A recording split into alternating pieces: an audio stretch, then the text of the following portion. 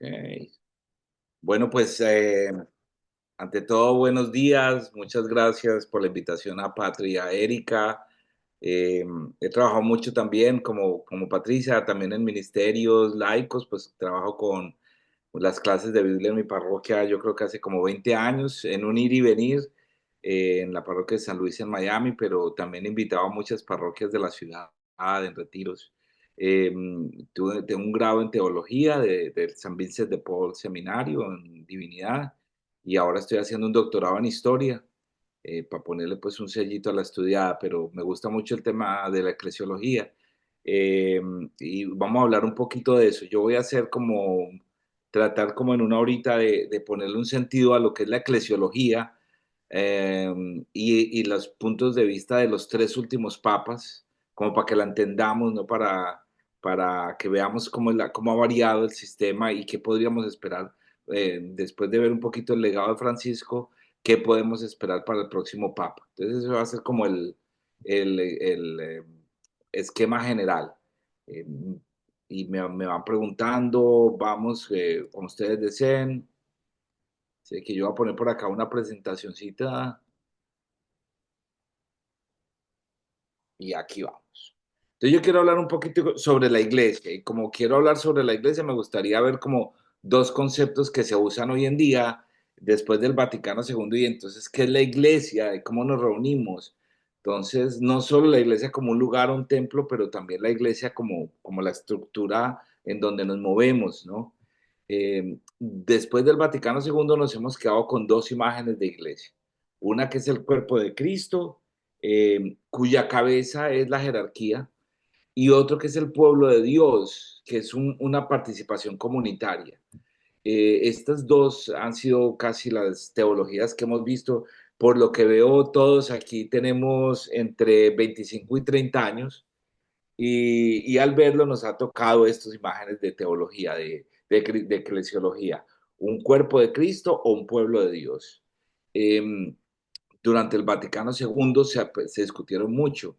Entonces el cuerpo de Cristo, como les decía, es más jerarquizada. El Papa, los obispos y abajo están los ministros ordenados, hasta los diáconos. Casi debajo del círculo está el pueblo de Dios, sí, la base que somos nosotros en el cuerpo, la cabeza arriba y el cuerpo nosotros. Cuando se ha ido manejando un poco más el término de pueblo de Dios, las dos están presentes en Lumen Gentium. El pueblo de Dios es más circular, todos caminamos juntos y la jerarquía está dentro del círculo, casi en el corazón, escuchando lo que le pasa al resto. Son dos maneras de ver la iglesia, no es que una sea mejor, diferente, pero las vamos a ir a ver un poquito más desarrollándolas un poco en la vida, ¿no? En estos conceptos. Entonces, veamos un poquito la iglesia como concepto de cuerpo de Cristo. Entonces, San Pablo tiene esa imagen en Corintios, la habrán visto con Patria, de pronto que han visto a San Pablo. Cristo es la cabeza y nosotros somos los miembros del cuerpo. Hay universidad de carismas, hay ministerios, hay funciones, pero hay una cabeza y la cabeza es el Papa con los obispos y ministros ordenados.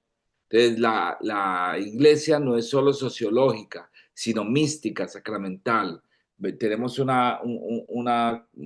pensamiento de que es desde arriba, que desde Dios nos envía, que tenemos algo sobrenatural, ¿no?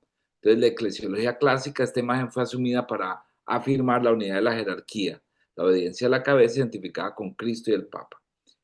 Pío XII empieza a volver a hablar de ella, ¿no? Pío XII está después de la Guerra Mundial, va a estar antes de Juan XXIII, y la unidad orgánica espiritual, centralidad de Cristo como cabeza invisible, el Papa como la cabeza visible, entonces volvemos a tener mucho este concepto de la jerarquía como la parte importante del cuerpo de Cristo. La segunda que estamos viendo es la iglesia como pueblo de Dios. Viene el Vaticano II en Lumen Gentium y entonces introduce un giro antropológico. El pueblo de Dios es peregrino, el pueblo de Dios es universal, es sinodal, tiene una misión.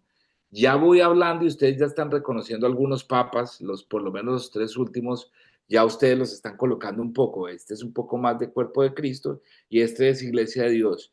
Como le digo, la invitación no es a satanizar porque es que Mi teoría siempre es que la iglesia ha tenido el Papa y que si somos católicos o cristianos creemos que el Papa lo coloca el Espíritu, ¿no? Es como ese soplo del Espíritu.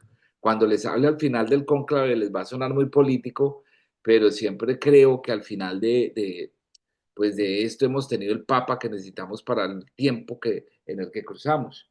Entonces, ya vemos la iglesia como pueblo de Dios y lo estamos viendo un poco ya muy Francisco, ¿no? Incluso Evangelii Nunciandi de Francisco retoma esto con fuerza, somos universales, trabajamos juntos. El laico tiene una igual dignidad fundamental que los ministros ordenados. Y eso ha dado un golpe muy duro, más con los ministros ordenados se sienten en una guerra con que a veces los laicos seamos estos y que vamos a misa, participamos, conocemos, hablamos y participamos. Eso ha dado muy duro porque pues retoma el carácter de que es muy imposible una jerarquía sin una cabeza sin cuerpo. No, no, sería muy raro que el cuerpo sea una sola cabeza y eso habría que retomarlo, ¿no? Algunos temen al pueblo de Dios porque dice que es demasiado sociológica, que aparta de alguna manera la jerarquía y que podría tener pues un problema en cuanto a la obediencia. Por eso Lumen Gentium mantiene un equilibrio incluyendo los capítulos sobre la jerarquía, la santidad y la Virgen María, como no es tan sociológico, también tiene algo místico. Eh, Eso va a tener que ver un poco con la teología latinoamericana. Creo que todos los que estamos aquí, y se lo decía a Erika hace un poco tiempo, lo que leemos, incluso lo que se lee en teología en Europa, lo que se lee ya en teología americana, tiene mucha parte de la Iglesia Pueblo de Dios, tiene mucho de la teología latinoamericana, que fue la invitación a ver a Jesús y a Dios desde abajo hacia arriba, mientras la teología tradicional europea miraba a Dios desde arriba hacia abajo. Dios manda al Hijo, Dios lo conoce todo, Dios lo sabe todo, Dios manda todo, pero desde arriba, ¿no? Dios nos ve como con una mirada, así como miramos nosotros hormiguitas pasando, así nos ve Dios. Una teología tradicional europea con una latinoamericana que viene y al final se van a encontrar casi como en el cuadro de la Capilla Sixtina, pero la de abajo dice, no, no, no, mirada desde abajo. Dios nos mira desde el pobre, Dios nos mira desde el marginalizado, Dios nos mira desde el pueblo de Dios. Y eso removió un poco. De eso voy a hablar aquí un poco. Eh, Ustedes me cuentan cómo es el sistema de preguntas. Si alguno tiene preguntas, vamos bien. Y si quieren que repita algo, por favor, me van haciendo saber. Entonces, una miradita a estos tres papas y a su eclesiología. ¿Para qué? Para que después cuando veamos el cónclave veamos un poquito para dónde vamos, ¿no? Y qué son. Entonces, esto es una eclesiología. Ya sabemos que eclesiología se refiere principalmente a la vida, a la iglesia como tal, como misterio, a la iglesia como misterio, el misterio de Dios presente en la tierra y la mirada. La eclesiología es una mirada que le estamos dando. Y lo que estamos diciendo es que en los últimos años, durante Vaticano II, hemos tenido como esas dos miradas, ¿no? Entonces, tengo esta partecita, a ver, yo me muevo esto aquí muy bien. Entonces, esto es como un cuadrito, a los que deseen esta presentación de PowerPoint, con gusto se las envío. Entonces, un aspecto del cuerpo de Cristo, el énfasis, unidad espiritual y sacramental. El pueblo de Dios es una unidad, una dimensión histórica. Lo que somos tiene historia, se puede mirar para atrás, tiene un contexto social, tiene un contexto cultural, tiene un contexto político. En el énfasis del cuerpo de Cristo es nosotros, somos espíritu que nos une a Dios y lo que nos une a Dios es la vida sacramental durante la vida. Mientras que la otra es la vida peregrina, en este es la vida más pegada hacia la celebración litúrgica. Dos fundamentos bíblicos, las epístolas de San Pablo, sobre todo la obediencia, todo el mundo debe obedecer a la cabeza, todos los cuerpos tiene algo que hacer, pero la cabeza tiene esta manera como de visualizar hacia dónde vamos y tener esa capacidad. Más de pueblo de Dios tenemos el Antiguo Testamento, ¿no? En el pueblo de Dios la vida es un éxodo, caminamos juntos, nos caemos, sufrimos, lloramos, Dios nos acompaña en un éxodo que es un éxodo que trata de llevarnos hacia una tierra prometida y la vida es eso. Y en esa vida hay gente que sufre mucho, que está oprimida, hay gente que se sale de la base, ¿no? Los anahuín, que de pronto hemos hablado, ¿no? Una base social en donde hay gente que está relegada, donde hay gente que no se habla, enfermos, apartados de... Entonces, como que ese grupo es. La identidad entonces mística para el cuerpo de Cristo e histórica para el pueblo de Dios. Una de la teología más de Dios desde arriba y una teología más desde el ser humano, desde el pobre. La invitación siempre es como a que mirarlas las dos en equilibrio, ¿no? Mi teoría no es que se separa una de la otra, casi se viven con las dos, ¿no? La participación a través de la Eucaristía, los sacramentos y una vida en obediencia a la iglesia y a la jerarquía. En cambio, el otro es a través del bautismo y una vocación común y una misión común. Es decir, todos los bautizados tenemos una misión, todos, inmediatamente bautizados todos, no solo el obispo, pero todos. Patricia, Erika, yo, que nos metemos a trabajar, ustedes en su vida diaria, en lo que hacen, en donde trabajan, tienen esa misma misión. Y entonces está en el desarrollo histórico la patrística y la escolástica, es decir, en movimientos que tuvieron la iglesia, el reconocimiento a lo que fueron los padres fundadores de la iglesia y lo que fue su manera de llevar la evangelización. El Vaticano II, en cambio, con Pueblo de Dios, es una pastoral contemporánea. Es hoy aquí, ¿cómo vamos? Entonces, desarrolla dos maneras diferentes de ver un poco las maneras de iglesia. Entonces, un poquito tenemos como haciendo la misma comparación, Juan Pablo II integra ambas imágenes, pero insiste en la identidad teológica y moral del pueblo de Dios. Juan Pablo II hace grandes divisiones entre el laicado debe seguir mucho al sacerdote, a los obispos y los cardenales. Entonces, Juan Pablo II viene de ese modelo de iglesia. Juan Pablo II, un gran talento, un hombre con un carisma para llamar a la gente. Recordemos, ser actor, le gustaba al principio, era importante su imagen. La gran mayoría de los que veo aquí, de los 45 personas, Dios mío, qué clase tan grande, de los que veo aquí, pues nos tocó Juan Pablo II, el gran amor de la vida mía de joven era Juan Pablo II. Recuerdo cuando fue a Colombia, recuerdo cuando fuimos a verlo a un estadio. Entonces, importantísimo la teología de Juan Pablo II. Juan Pablo II viene de una crisis muy grande generada por Vaticano II, que le tocó a Pablo VI. Entonces Juan Pablo II viene y dice, yo vengo a la gran disciplina, vamos a organizar todo. Y Juan Pablo II va a trabajar en eso. Entonces vemos una imagen muy carismática de volver a la iglesia, pero su llamado a volver a la iglesia era un llamado más doctrinal. Para eso instituye nuevamente el Código de Derecho Canónico, el Catecismo de la Iglesia Católica, todo para que la gente vuelva a la iglesia, vuelva a los sacramentos y vuelva porque sentía que con Vaticano II mucha gente se fue. Sin embargo, Juan Pablo II había sido padre, pues había estado también en el concilio. Benedicto XVI, pues un hombre que es un escolar, un académico de toda la vida, poco sacerdote de pueblo, toda la vida en universidad, profesor de universidad, alemán, o sea, todas estas cosas cuentan.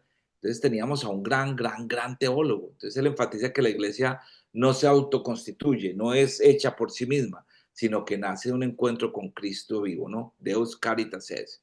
Y una crítica muy grande a que había que abandonar el sociologismo, o sea, que la iglesia católica no era una reunión de amigos donde nos tomamos cafecito, agua, vino, unos cuantos, pero que lo que nos intuía en la iglesia era volver al misterio que viene de arriba, de donde Dios lo conoce todo y donde nosotros estamos contenidos en él.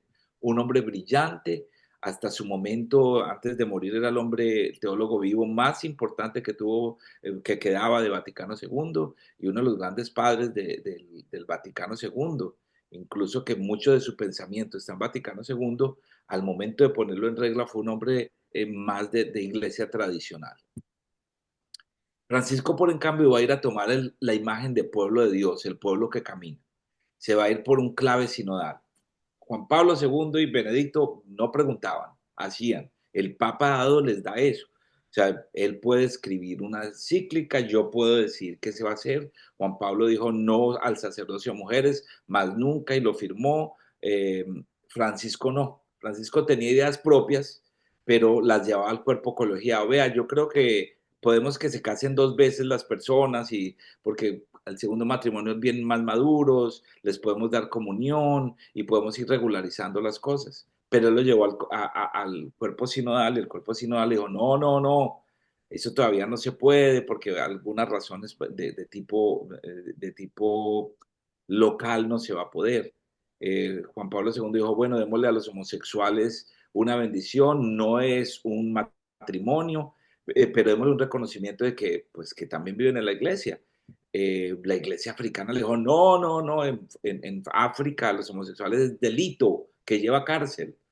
Entonces, pues imagínense, primero uno en la cárcel y después en el infierno, porque pues era como lo llevaban.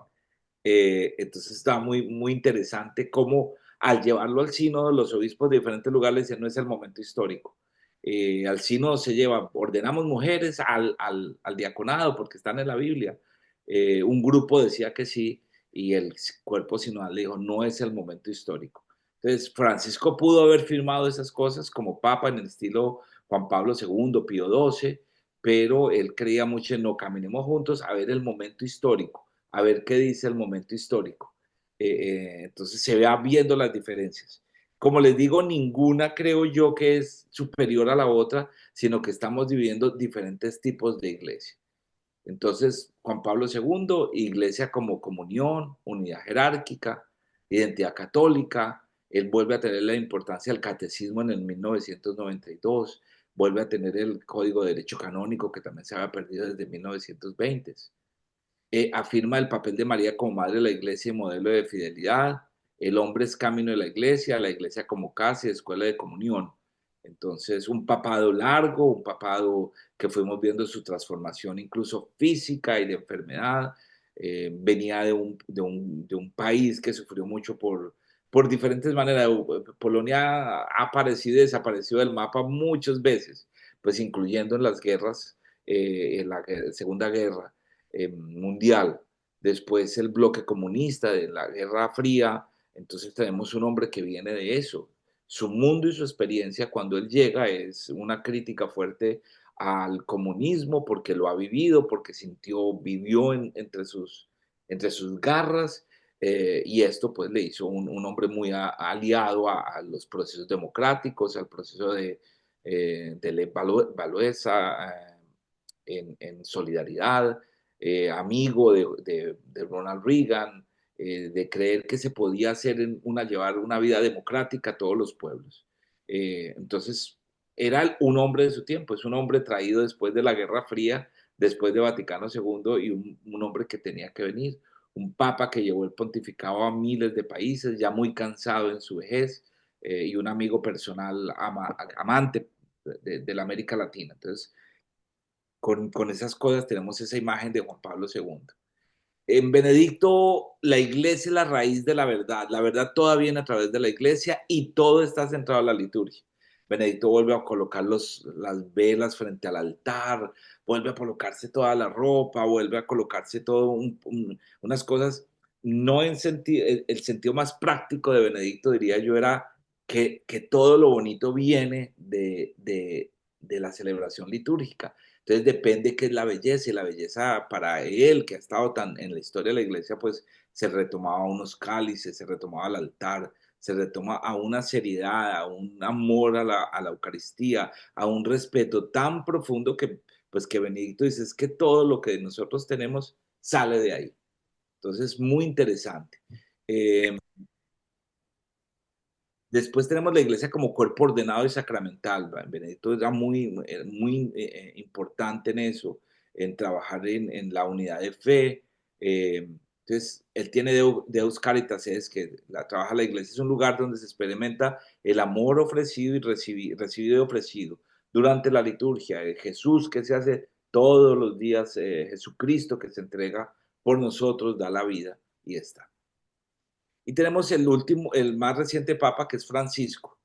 Francisco tiene también si algo podría decir de Benedicto es que toda su teología viene de la iglesia francesa, de los 30 y 40, de los grandes teólogos que llegaron a poner la iglesia como en un nuevo movimiento que van a ser los que van a anteceder el Vaticano II. Entonces, seguramente la iglesia alemana lo maneja mucho, eh, todo el trabajo que tenía con Ranel, con von Balthasar, con grandes teólogos. Entonces, él tiene toda esta mirada teológica, él tiene toda esta parte de la literatura, de lo que lo formaron, y es ante todo un intelectual que busca la verdad. Con Francisco su influencia es la teología del pueblo y la vamos a ver un poquito para entenderla sin horrorizarnos, sin rasgarnos las vestiduras y ver cómo él toma parte de diferenciación con un poco la teología de la liberación. Se inspira en Medellín, Puebla y Aparecida, que son los encuentros de la iglesia latinoamericana. Medellín es el segundo, está Río de primero, Medellín el segundo, Puebla el tercero, después iría a ver Santo Domingo el cuarto y Aparecida después. Son los encuentros de los obispos de Latinoamérica. Y empiezan a hacer después del Vaticano II se encuentran en Medellín en el año 1968. Pablo VI no llega a Medellín, pero llega a Bogotá y desde Bogotá en el Congreso Eucarístico, inaugura la conferencia de Medellín. Fuerte, salen unas palabras que vamos a conocer desde ahora y que la vamos a ver en los documentos de la iglesia, la opción preferencial por los pobres. La iglesia tiene una opción preferencial por los pobres. Estamos hablando de los años 60, estamos hablando de una revolución en todo el mundo, estamos hablando de Vietnam, estamos hablando de revolución cubana, estamos hablando de dos locos que se querían llevar el mundo con un bombazo, estamos hablando de unas cosas que entonces la iglesia de Medellín dice, bueno, estos se van a matar y Latinoamérica está en un continente tan católico, tan pobre excesivamente, en el de más desigualdad que habría en los continentes. Entonces nace una iglesia desde el pobre, nace una iglesia que ciertamente tuvo una influencia, ya lo voy a ver en un ratico, de otras corrientes. Y vamos a hablar un poquitico qué es la teología del pueblo. Como dice Aparecida, no hemos de inventar una nueva pastoral. Se trata de seguir a Jesucristo desde la realidad. Eso va a causar unos meollos y unas crisis y como les digo, habrán oídos que vamos a hablar bien de esto, pero sin rasgarnos las vestiduras. Teología del pobre versus teología de la liberación. ¿Qué pasa con la teología de la liberación? Gustavo Gutiérrez, que es un teólogo peruano, ya tuvo unas experiencias de iglesia en Brasil, sobre todo, Argentina, Chile, donde las iglesias, había tanta carencia en Brasil, tanta carencia de sacerdotes, que las comunidades se fueron reuniendo desde la Acción Católica, desde la Juventud Católica, de la Juventud de Trabajadores, desde los trabajadores católicos, desde los trabajadores campesinos, desde los estudiantes, la acción católica fue permeando la sociedad y empezaron a ver mayor. La acción católica en países latinoamericanos empieza a trabajar, a formarlos, a trabajar en los documentos de la iglesia, Lumen Gentium, Dei Verbum. Entonces empiezan a alimentar con una serie de cosas y con la doctrina social de la iglesia. Doctrina social de la iglesia 1890. León XIII empieza a hablar de los pobres, empieza a hablar del salario justo, empieza a hablar de la oportunidad que los católicos tienen por derecho a unirse a grupos para protestar. Estamos hablando de revolución industrial, estamos hablando de que no habían 8 horas de trabajo, no vacaciones y niños podían trabajar. La iglesia entra en 1890, ¿ok? Estamos hablando, León XIII, estamos hablando 130 años antes que Francisco, para que no creamos las ideas de Francisco eran totalmente nuevas. No, toda esta parte de la iglesia donde habla de los pobres y del abuso, ya lo había escrito. Lo va a escribir Popular Progreso de Juan Pablo II. Entonces, el gran problema, si lo pudiéramos llamar, de la teología de la liberación después de los procesos de acción católica, de la persecución de la iglesia en América Latina, es que después de la revolución católica, de la revolución cubana y de la revolución sandinista en Nicaragua, muchos grupos tuvieron, unos grupos, no todos, por favor, es importante, una influencia marxista, tanto intelectual y en algunos casos como Colombia, llegar a casos de la guerrilla y a otros grupos en Uruguay, en Chile, en mismo Brasil. ese grupo pues tuvo la fuerza de colocar y de llegar a colocar que la revolución de la iglesia, la teología de la liberación, debería traer como una liberación también social del oprimido desde el éxodo. Y algunos tienen esta parte. Vamos a dejarlo todo por los pobres, pero tenemos que procurar un nuevo gobierno y un modelo que estaba surgiendo era el modelo de la iglesia sandinista. Francisco muy temprano, ya en los años 70, empieza a separarse. Francisco se va por la llamada teología del pobre. ¿Qué es? Es completamente tener una opción privilegiada por el pobre, pero totalmente alejada de la participación política. Francisco no se le puede llamar comunista, no fue comunista, no participó en grupos comunistas, y es más, por lo que más se le critica era porque en silencio nunca criticó abiertamente al gobierno de facto de los años 70, de las dictaduras militares apoyadas por tantos procesos de América Latina. Más de 13 dictaduras militares teníamos en América Latina. Entonces, cuando hacemos esa como comparación, nos traemos a Francisco de acá con la teología de la liberación, hacemos un revuelto terrible. Él no se colocó en eso. Es más, él le decía a sus mismos sacerdotes que se alejaran del cambio político, que era peligroso. Algunos fueron asesinados, amigos de él. Unos de sus, cuando era provincial, a unos de sus jesuitas los tuvo preso el régimen militar y, pues le tocó ir a rogar a Videla y a otros a ver cómo le podían ayudar. Entonces, es importante. La opción por los pobres está implícita en la cristología. Dios nos llama a amar al pobre. Entonces, yo creo que sería muy importante hacer esas aclaraciones en cuanto a Francisco y la teología del pobre y la teología de la liberación. Pero fuera de eso, porque cuando lo empiezan a tomar y dicen, bueno, pero entonces ya se reconcilió con Leonardo Boff y bueno, pues le dijo a la iglesia, vamos a hablar y lo invita para que esté allí.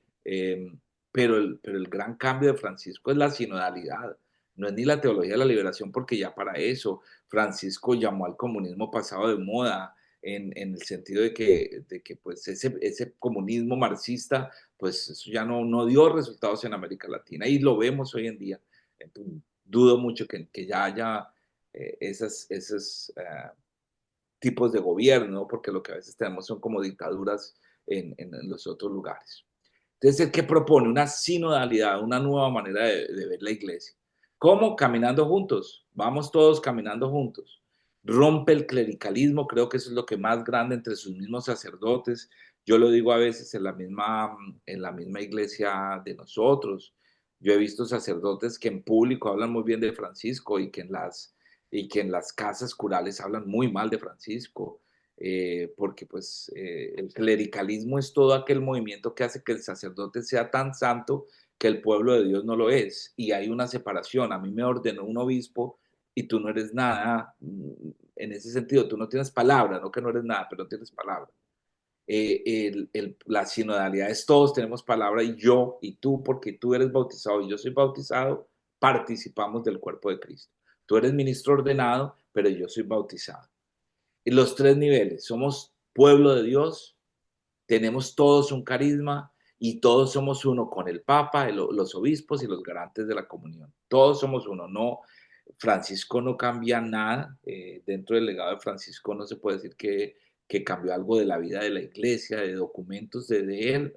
Francisco no hace grandes cambios. Los grandes cambios de Francisco por documentos es la reforma de la curia, sin documentos en el sentido de imposición, es un nuevo viento de sinodalidad. Francisco es Valle, pregúntenle a la iglesia qué están sintiendo, y hace sínodos, va al sínodo de la Amazonía, habla con las mujeres, habla con los pueblos originarios, habla con los jóvenes. Todos los grupos, después de que hablan con Francisco y viene con la sinodalidad, todos le están diciendo, pero ayúdenos. O sea, usted tiene la cabeza clara, pero no hizo ningún cambio en el sentido que él se sentó y escribió y dijo, vamos a ordenar mujeres. No. Vamos a dar comunión a divorciados. No. Vamos a casar a sacerdotes. No. Que eran ideas que tenía el cardenal Bergoglio cuando estaba en su natal Argentina. Sin eso que haga que uno sea liberal o no, era simplemente una manera que él, viviendo entre los pobres, reconoció que habían cosas, que había gente que se acabó, como que se salía, los anahuín. ¿Cuál es el concepto de Anna Wynne? Hay una sociedad estructurada, gente con dinero, el gobierno, los trabajadores, los pobres, y ahí se acaba la base social. Parece que fuera de esa base social hay un grupo de apartados que no caben porque ya la misma sociedad los tiene fuera, los ha botado de la fuerza centrífuga. Para Francisco es traigámoslo para acá, traigámoslos y hagamos eso. Eh, el discurso también era muy parecido con Juan Pablo II. Juan Pablo II decía, tráigalos a todos, pero Juan Pablo decía, pero vengan y háganse más católicos en cuanto a la sacramentalidad. Francisco es, vengan y los hacemos más católicos en cuanto a la misión. Y eso hace que los dos sean muy, muy, muy diferentes en los sentidos de iglesia, de sentido de iglesia.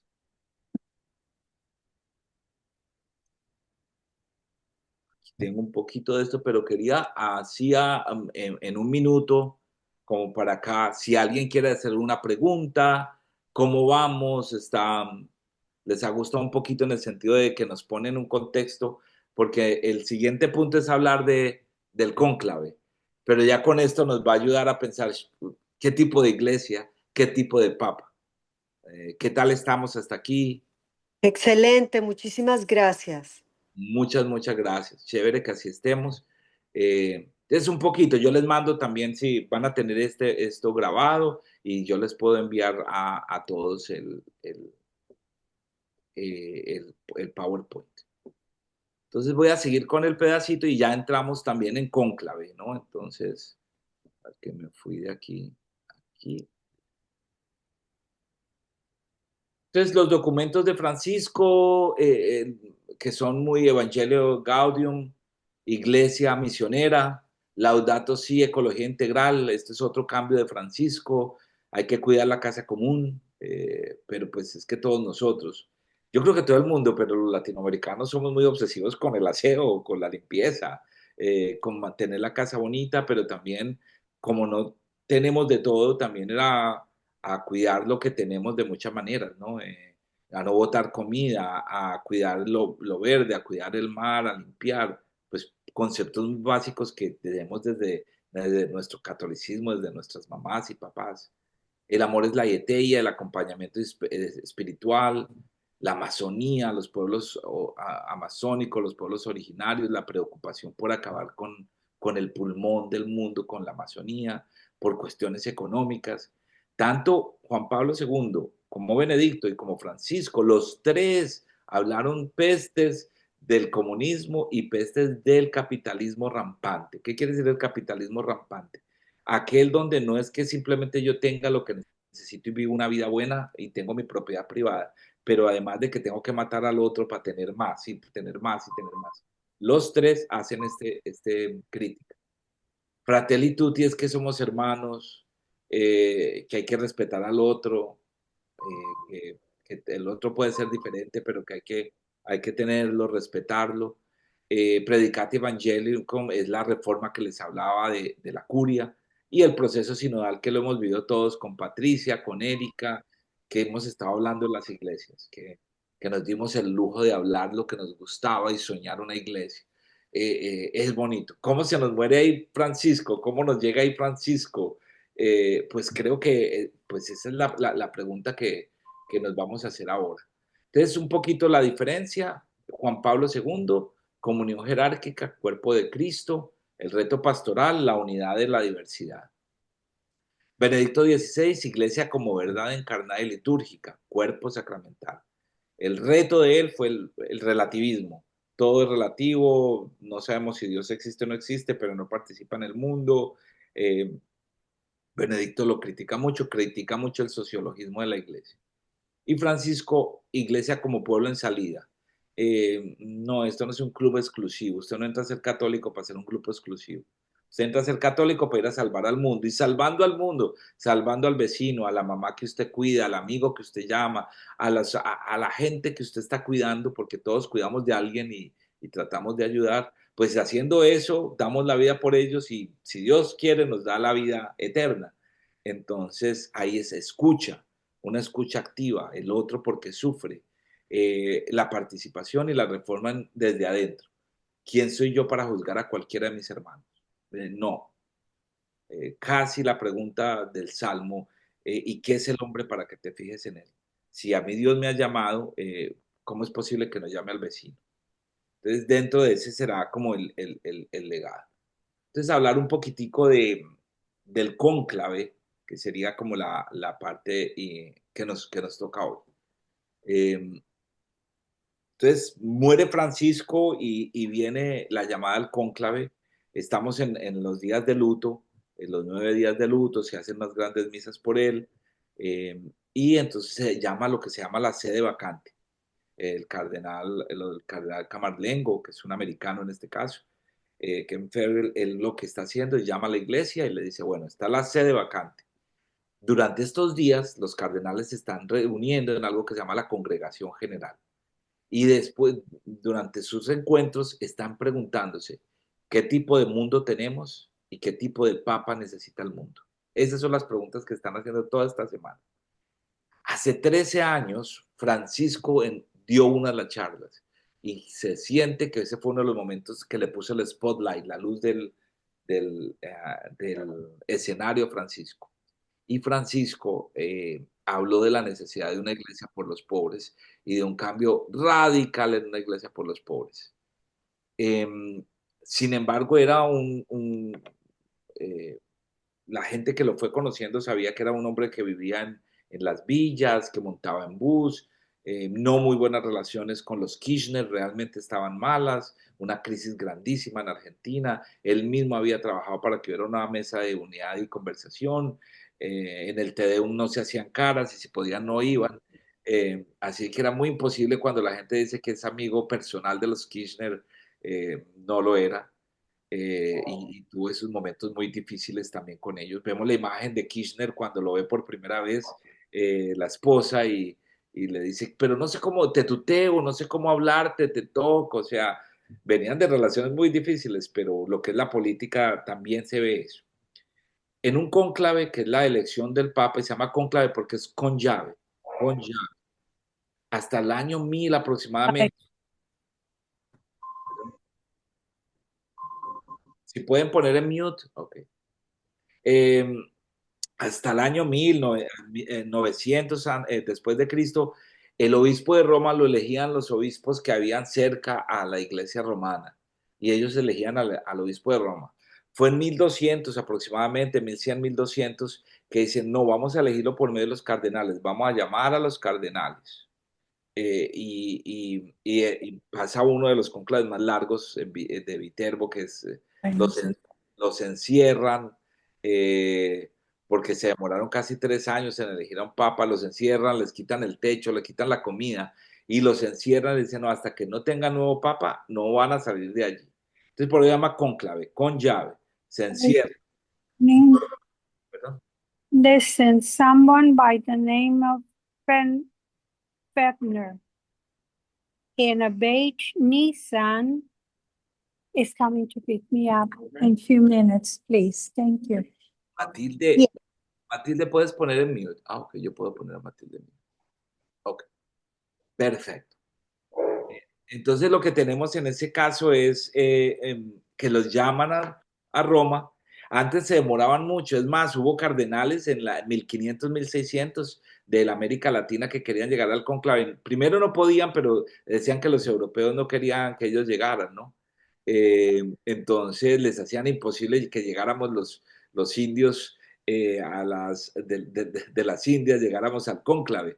Van a ser en tiempos después, se demoran mucho en avión, primero en barcos, en trenes, entonces se demoraban mientras llamaban. Ahora, desde las renovaciones que hizo Juan Pablo II, es un tiempo moderado que se va a demorar.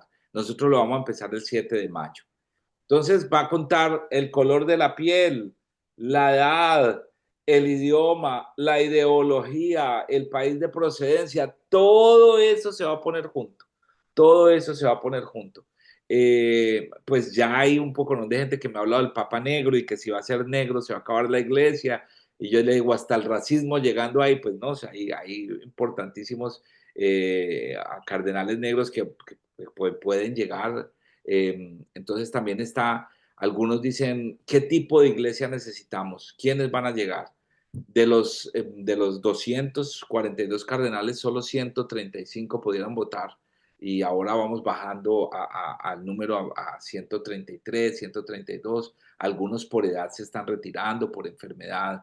Eh, Pueden elegir a aquellos que son menores de 80 años hasta el día que llamaron al cónclave, pero pueden ser elegidos algunos mayores de 80. Es decir, si usted está afuera, lo pueden llamar y decirle, te vamos a hacer Papa 20. Le pasó en el caso de Benedicto que iban a llamar a uno de los cardenales mayores de 80, francés, un parisino, que había aparecido su nombre bastante en las balotas durante la votación. ¿Qué se necesita para ser papa? Ser hombre y mayor de edad y bautizado. No se necesita más. Pueden llamar a algún bautizado, pueden llamar a alguno. Solo que desde 1200 hemos tenido cardenales. Pero la única necesidad de ser papa es ser un hombre y que esté bautizado. Sé que se podría pasar, sí, pero por ley, pero de que hubiese pasar, pues ya llevamos la costumbre de que sean solo los cardenales. Así de que no me sorprendería pues que se vieron de los que están dentro del recinto. Como les digo, los mayores de 80 pueden ser papas, pero no pueden votar por el papa. Los llamarían porque no están en el momento en el conclave. No ha pasado, como les digo, es solo un caso de Benedicto, que en la votación de Benedicto apareció un mayor de 80 años. Mayor número de concentración cardenales los tiene Europa y el mayor número de concentración cardenales los tiene Italia. Italia tiene una curia muy fuerte, un peso muy grande, una curia. eh, Ellos cuando llamaron a Francisco les sonaba que Francisco Bergoglio era un italiano que vivía en Argentina. Entonces eso les daba un poquito de seguridad de que venía un hombre más o menos bueno y conservador, un Juan XXIII. Venía un hombre bueno, mayor, no iba a hacer grandes cambios y le sonó. Juan Pablo II había dejado la iglesia un poco cansada, lo digo en el buen sentido, era que él estaba cansadito y estaba viejo, y Benedicto, por sobre todas las cosas, todo el mundo nunca dudó de que el siguiente papa iba a ser Ratzinger. La gente no dudó porque era el gran amigo de Juan Pablo, y a Juan Pablo lo amábamos como el santo súbito. Entonces, casi no se dudó de eso. Pero la iglesia necesitaba un cambio y los cardenales, sobre todo americanos, empezaron a hacer un pequeño lobby. Esa palabra no se puede usar, casi so pena de muerte en la iglesia durante el cónclave. No deberían estar haciendo lobbies entre ellos. Um, y entonces cuando llega el nombre de Francisco, pues pensaban que era casi un italiano, pero no, le llegó uno muy latinoamericano, de alguna manera desordenado, de alguna manera que improvisaba mucho, y eso a la curia lo vuelve loco. A la curia le encanta el protocolo. 2 horas peleando para que se montara, porque se montó en el bus para ir a la casa de Santa Marta, y la curia diciéndole que es que te tenés que devolver porque aquí es donde vive el Papa. Y al final, casi como Juan Pablo II les dijo, ustedes me leen del Papa, el Papa soy yo decido y me voy a ir a dormir a esa casita. Ese era muy Francisco. ¿Quién podría venir? Los obispos, los cardenales latinoamericanos son 29. No, el número que necesitamos clave es más de 100, 108, para que sea papa. Entonces, los 29 cardenales de América Latina, no todos necesitarían hacer asociaciones. Los europeos están muy divididos entre los más viejos, los mayores de 70, entre 70 y 80, que ven una iglesia como la de Juan Pablo II. Están añorando que vuelva la gran disciplina. Ni tanto Benedicto, es más, quieren volver a Juan Pablo II. La gran disciplina, la vida pastoral, la importancia del sacerdocio como persona Christi. Ese es un grupo que los eligieron Juan Pablo II y Benedicto. Ahora, hay un grupo de 5 cardenales, 4 han sido elegidos por Francisco. Entonces, la posibilidad de que venga uno elegido por Francisco es grande. Sin embargo, no necesariamente puede pasar. Si la iglesia, los mayores de 70 están vendiéndole a los cardenales más nuevos, miren, Francisco fue muy bueno, es el papa de los pobres, pero el mundo está cambiando. Necesitamos un papa fuerte, necesitamos una imagen como la de Juan Pablo II. Si esa imagen prevalece, podría vender la idea. Los más jóvenes, entre 60 y 50, están diciendo, necesitamos continuar un poco el llamado para la iglesia a los pobres. Necesitamos trabajar con lo que hizo Francisco y irnos en sinodalidad. Está en juego los dos modelos de los que les hablé: cuerpo de Cristo, pueblo de Dios. los cardenales van a estar tratando de ver hacia qué lado tomar. Les digo, no piensen en cuál es malo o bueno, sino son maneras de gobernar. La primera, con la jerarquía se agiliza todo más, el Papa decide, nos dejamos ir, nos dejamos llevar. Si es un buen Papa como Juan Pablo, que estaba pensando en organizar, nos puede ir bien. Eh, con el Francisco esto escandaliza mucho.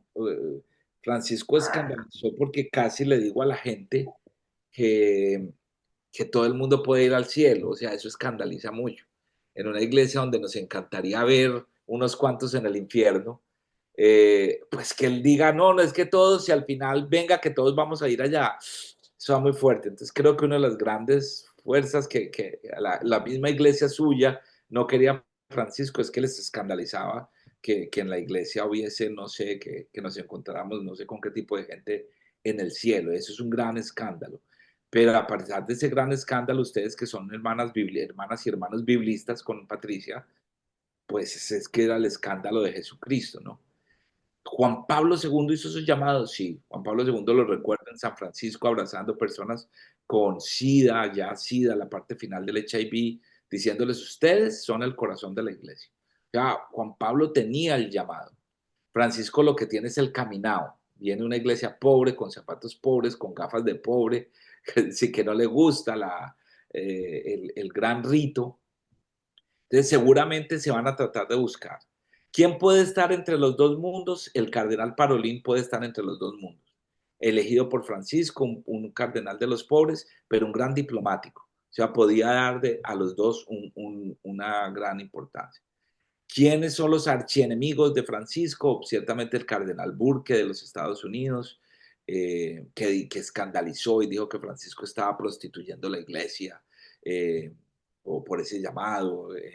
Entonces, como que ese es un archienemigo, con ellos un cardenal Müller del Vaticano. Hay un grupito de 5 cardenales que le escribieron unas cartas muy fuertes a Francisco diciéndole que estaba vendiendo la iglesia. Un grupo muy joven, entre 40 y 50 años, tenemos 5 cardenales. Posiblemente se escoja uno entre los 60 porque escoger uno que dure 30 años es mucho y uno que dure 5 años es muy poco. Después de ahí, geográficamente, la iglesia africana es muy buena en la vida de la iglesia, muy buena en la vida de la familia, de la parte humana, pero es bastante radical en el papel del sacerdocio y bastante radical en las parejas homosexuales, que para ellos es pecado, como les decía. La iglesia europea, la alemana, es bastante liberal, es decir, hoy ya pusieron un documento donde dice que hasta los laicos le pueden dar bendiciones a las parejas homosexuales, basado en el documento de Francisco. Los cardenales alemanes son bastante liberales, aportan 20% del dinero total de la iglesia y han sido muy radicales en el término liberal. Liberal no es comunista, liberal es cómo ven las relaciones con el mundo moderno. Eso es lo que los hace liberal. Ya comunismo y lo otro, eso ya no se ve dentro de la iglesia en ese sentido. Es quién ve a una iglesia más tradicional, los que estamos aquí nos salvamos, o quién ve una iglesia abierta donde dice que llamemos a los otros. ¿Eso te hace tradicional o eso te hace progresista? No otras ideas. Ya están muy mayores los que vendrían de etapas de comunismo, entonces no hay un grupo así que lo digamos, pero sí hay un grupo tradicional. La iglesia americana aporta el 28% del dinero y es una iglesia que ha dicho bastante a Francisco que todo tiene que ser por el aborto, totalmente el aborto, no importa qué, eso es el tema más importante. Los sacerdocios y la familia tradicional.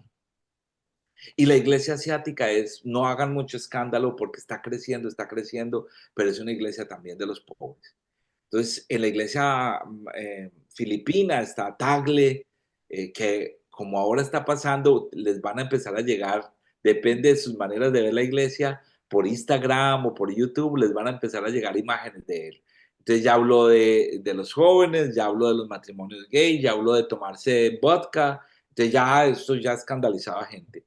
Es casi el niño mimado de la sinodalidad, o sea, podría ser un muy continuista de Francisco. Échenle ojo al filipino, Tagle, pero en estos días están sacando ya cositas de él como para quitarle.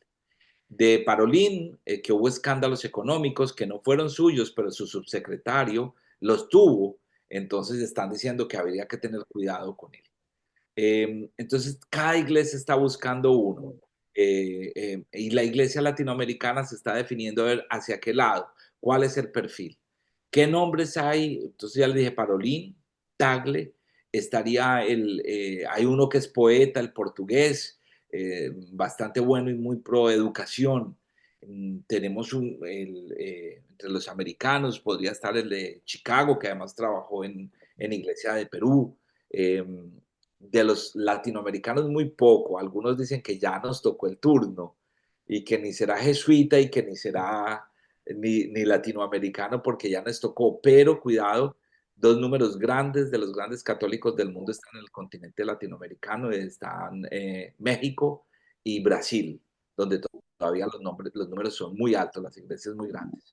Quedaría entonces prever que todos los que están viendo es qué tipo de iglesia van a tener allí. Y eso es lo que nos van a llevar. ¿Cómo funciona el cónclave? Cuando lleguen van a hacer un juramento que lo vamos a ver por televisión, los que queramos verlo, donde van a jurar y prometer que por nada en el mundo se están vendiendo a nada, sino que solo en el nombre de Dios van a elegir un papa.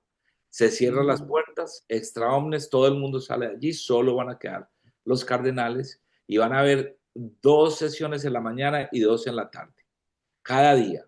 Si al tercer día no se ha elegido un papa con las 2 tercios, van a tener que hacer un retiro y después volver. Eso pasó con Juan Pablo II, pero no ha pasado ni con Benedicto ni con Francisco, que fueron más bien rápidos. Entonces, en los 2 primeros empiezan salen muchos nombres, entonces no se llega ni a la mitad. En la noche puede que pase lo mismo. Cada uno va a ir con un papelito, los papelitos se van colocando con una aguja, se van poniendo como en un librito, 3 personas los van a contar y el último los va a ir poniendo así. Y al final los va a tirar en una chimenea. Va a ser blanco, va a ser negro el humo cada vez que no sea elegido papa. Ya se colocó un gas para que salga negro. Hace dos cónclaves se les salió el humo para afuera de la Sistina, casi se ahogan, acuérdense que están encerrados. Entonces ya van a poner como algo de color para que salga y nos diga. Se espera que en este pontificado podríamos demorarnos un poco por las posiciones en las que estamos y por lo que los cardenales con más poder les estén diciendo a los más jóvenes, que es hora de la gran disciplina, que es hora de volver, y los otros con la iglesia más es hora de no perder la sinodalidad. La iglesia americana también está haciendo mucho, bastante, no quisiera decir lobby, pero es como la palabra que más usamos. Entonces es como un poco lo que tenemos. Al final, cuando ya lo tengan los 2 tercios, se le preguntará al cardenal si se acepta en el nombre de Dios, y si él acepta, eh, le van a pedir, denos un nombre que usted escogería. Francisco, que le dijo al cardenal brasilero, no te olvides de los pobres, él fue el que escogió Francisco por eso. Y después de allí se va a ir a cambiar de ropita, tienen como en un closet ropa, 3 o 4 sotanas. Decía que Juan XXIII necesitaba una más grande y que hubo papas que eran tan chiquitos que les tocó a un sastre tratar de recogerle rápido ruedo y ponerle un poco para que viera. Se van a escoger como 4 o 5, depende de los tamaños de los cardenales en general, y después un cardenal, el protodiácono va a salir al balcón y le va a decir, bueno, habemos papa, tenemos papa, y va a nombrar, y ahí es cuando empieza el pontificado, ¿no? Después se le va a coronar, pero realmente ahí es donde se le va a nombrar como cardenal, como papa, pasa de ser de cardenal a papa. Un dicho que todo el que llega a papa sale como cardenal, pero Benedicto llegó como papa y salió como papa, es decir, todo el mundo esperaba que Benedicto. ¿Quiénes no fueron pensados como papas? No fue pensado Juan Pablo II, se estaba esperando que fuera de la línea de Pablo VI y no lo fue, y Francisco tampoco. Juan XXIII por nada del mundo les parecía viejito, encantador, era alguien que no iba a hacer mucho ruido. Y el ruido fue que tembló la iglesia con Juan XXIII y trajo el Vaticano II. Entonces, mi teoría siempre es que Dios ha puesto al cardenal para el tiempo que necesitamos. 1. 2, que rompamos esas visiones de que el uno es comunista, de que eso, rompan eso.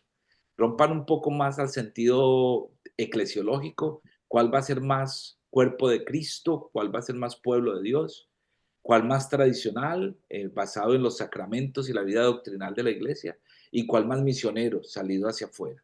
Creo que eso es más nosotros como católicos deberíamos tener eso. Ciertamente cuando veamos los periódicos va a hablar de política, ciertamente todavía los dos han sido, Juan Pablo II fue amigo de todo el mundo y Francisco, la gran crítica a Juan Pablo para que lo hicieran santo era que su gran amigo era el fundador de los Legionarios de Cristo, un hombre que abusó del poder social, sexualmente, de sus seminaristas, todo en un caso que Benedicto apenas llegó, lo tuvo que sacar de la luz pública. Entonces, Juan Pablo II, todos esos son amigos. Francisco tuvo un amigo y lo dijo, yo soy amigo de Raúl Castro y eso pues le ha costado de que es un comunista. Pues no, en la iglesia es como en Jesús, dime, no le puede decir uno el dicho de que cuáles son tus amigos y te diré quién eres, no, dime con quién andas y te diré quién eres, porque los amigos de Jesús eran pescadores, prostitutas, publicanos, y entonces nos volvemos muy hipócritas cuando al momento de hacer los ejercicios de poder. Ese sería el gran pecado de Francisco, hablar con todo el mundo, construir puentes y habló con todo el mundo, habló con los cubanos, habló con los gobiernos de Rusia para la Ucrania, habló con el gobierno y con los gobiernos de Venezuela y estuvo en la paz de Colombia, o sea que es un hombre que se ha metido construyendo puentes y eso es importante. Supongo que de todas maneras va a haber esto. ¿Cómo vamos? Preguntas, así finalizo yo un poco. Me gustaría eso, mostrarles tipos de iglesia y lo que vendría para el cónclave. Por supuesto que recemos, necesitamos el Papa para nuestros tiempos. Buenos días. Desearía que me aclare un poco lo de la teología de la liberación, porque yo me acuerdo que Juan Pablo II cuestionó mucho la teología de la liberación e incluso dijo que no leyéramos los libros de Boff, ¿no es cierto? Que era brasilero. Eh, yo no sé cómo actualmente está la teología de la liberación. Excelente pregunta, muy, muy buena. Sí, es cierto, Juan Pablo II y el entonces cardenal del Dicasterio para la Fe, que era Ratzinger, escribieron dos documentos, año 1982.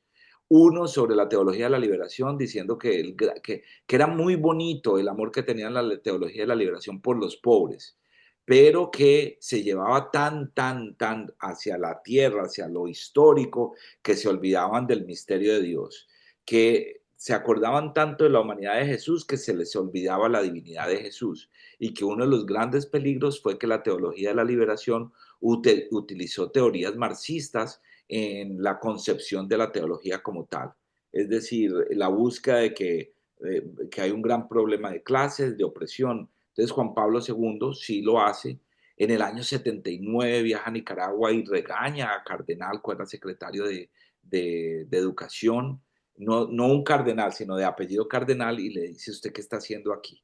Entonces sí, la teología de la liberación fue un llamado principalmente desde el pobre a trabajar por un cambio en la iglesia. Un gran grupo, unos grandes teólogos, Leonardo Boff, que después los va a citar, en los últimos escritos papales están citados, está Leonardo Boff, hay un grupo muy grande, hay mujeres también del trabajo de Gustavo Gutiérrez. ¿En qué está hoy? Algunos habían dicho que había muerto, pero algunos otros dicen que no, que ha influenciado tanto muchas maneras de ver el mundo que llegó la teología de la mujer, la teología indígena, la teología negra. Son todas estas teologías llegaron a partir de la teología de la liberación. Lo que rescató y lo que hizo Francisco en su tiempo de cardenal fue apartarse del marxismo y quedarse solo con la teología del pobre. Y es un grupo muy grande de cardenales que ahora tienen esa teología. Los que él ha nombrado son muy pastorales, son gente que trabaja en los pobres, no tienen necesidades políticas, pero de trabajo con el pobre. Leonardo Muchas gracias. fue recibido después por él y todo. Bueno, muchas gracias. Muchas gracias. ¿Alguna otra pregunta? Una pregunta, bueno, muchas gracias por su exposición, la verdad que excelente y súper agradecida. Quisiera preguntarle si sabe, em, Francisco mandó a revisar muchos estatutos de muchos carismas. ¿Cómo va a continuar eso? ¿Quién lo va a llevar a cargo? Y bueno, ¿qué continuación se le da, no? Ana, sí. Mira que es que pasaron muchas cosas. En el Vaticano II venían todos estos grupos de la Acción Católica y que algunos reconocieron como que se iban muy de la iglesia, muy sociológicos, se fueron al pobre y abandonaron el templo porque se fueron a las casas de los pobres, a los barrios donde no habían sacerdotes. Juan Pablo II llega y dice, no, tienen que volver a la iglesia, se fueron muy lejos, vuelvan a la iglesia y al templo físico, vengan aquí. Entonces se va apartando un poco de la acción católica, de las comunidades de base, y entonces ya llama otra vez a realzar el valor del Opus Dei, a realzar de valores de comunidades de Evangelio y Liberación, Palabra y Liberación, Comunicación y Liberación, y un grupo de estos pequeños nuevos carismas. Francisco empieza a hacer una inspección y dice, ok, a Juan Pablo II a muchos de ellos los subió incluso a cardenales.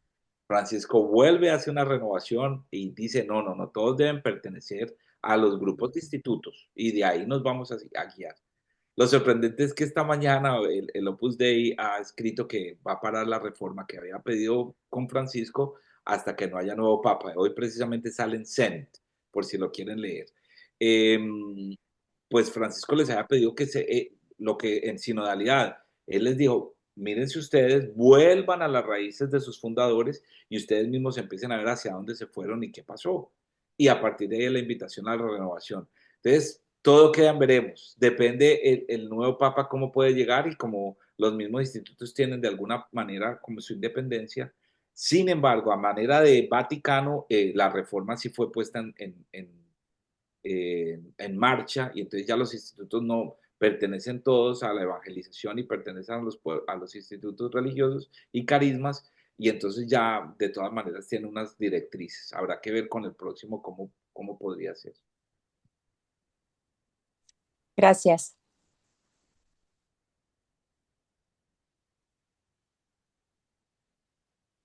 No, bueno, entonces oración por el próximo Papa, súper bien. El que venga, pero vamos leyendo. Vea, yo sé que por aquí Daniela Chaparro nos puso un artículo con biografía de los pequeños cardenales. Y pueden ir mirando un poquito de esto. Estar al tanto, estar pendientes un poco de quiénes pueden ser y la mirada, y la oración importante, sin temor.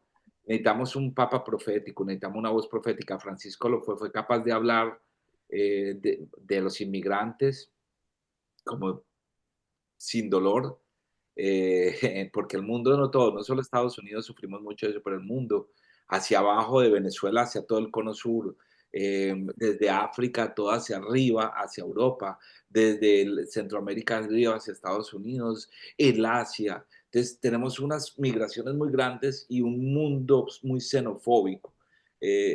Como que, ¿cómo podemos volver a abrir el corazón y decir, ten cuidado porque tú también tú también has sido un extranjero en tu tierra? Entonces, como que pensarlo, orarlo y orarlo por las cosas que hemos crecido como sinodalidad, decía Patricia. Esto que estamos haciendo hoy es sinodalidad y qué rico que lo podamos hacer. Padre, excelente su presentación, muchas gracias. Me deja mucho punto claro y sobre todo lo que usted dice, rezar. Hay una parte que me ha llamado la atención del cónclave y es lo secreto que debe ser el voto individual, que creo que puede llegar en algún momento si se extiende, si se comenta eso públicamente, hasta excomunión del cardenal en el caso, en ese caso, pero yo no sé, dentro de los últimos papas, tal vez Juan Pablo II y Benedicto XVI hicieron algunos cambios en la estructura donde, no sé si estoy equivocado, ya no tienen que ir y encerrarse en la casa de Santa Marta, sino están abiertos ahí y no están metidos, digamos, dentro de la Capilla Sixtina todo el tiempo. No sé si eso es así o sigue la tradición, digamos, que era mucho más Sí, estás muy bien, Ernesto. No, ya era, sí quedan encerrados durante las votaciones, quedan encerrados en las votaciones, todavía tienen el secreto de que no se supone que no deben hablar nada de lo que sucede en el cónclave, pero el mismo Francisco y muchos hablan un poco, no muchos detalles. Pero sí, van y descansan, duermen afuera, almuerzan, tienen un rato para salir al patio, hay un grupito de fumadores. Antes les dejaban llevar una copita de coñac, o para que tomaran un trago después de la comida.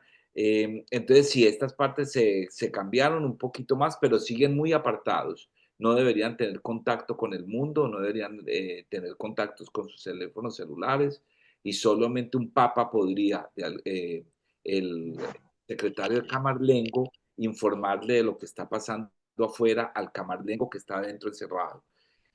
Una invitación a que vean la película de Cónclave, eh, porque lo describe muy bien cómo es el cónclave y hay muchas miradas. Es una película basada en una novela, no tanto el final, pero a cómo se hace todo el cónclave, allí tiene muchos, pero tú tienes razón, se han flexibilizado algunas de las cosas, incluso pueden llevar enfermero a algunos de ellos porque están muy enfermos.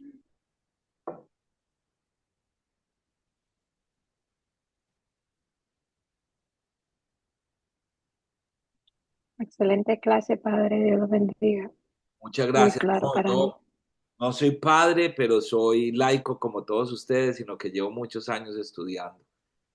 Ah, muy bien. Sé que aquí somos un Felicidades. grupo de laicos como Patrick, como Erika y como todos ustedes que estamos aquí. Pues muchas Ah, gracias a ustedes. Qué alegría ver un grupo con 45 personas reunidas, me llama mucho la atención. No lo dejen, no lo suelten. Eso es importante para nuestras vidas. amén.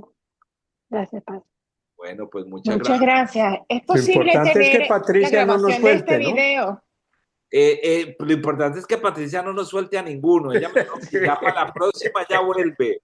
Así que sí, yo estoy de acuerdo con Ernesto, ya que Patricia vuelva.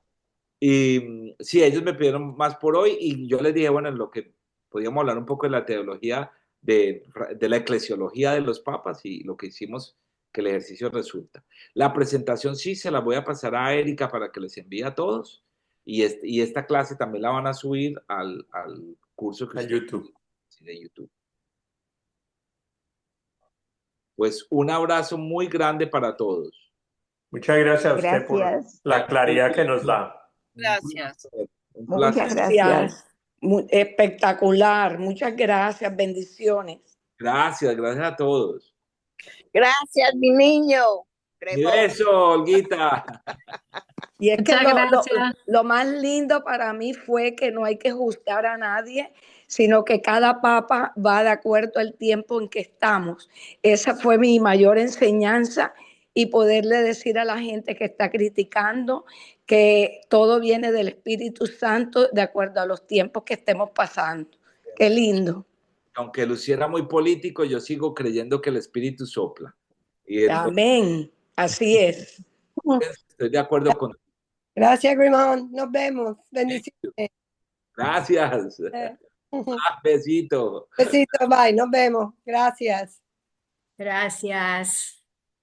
Hasta Muchas pronto, gracias. cuídense. Lo mismo, María José. Chao para todas. Bye, bye. Nos vemos. Cariño, cariño, mucho cariño. Para ti igual.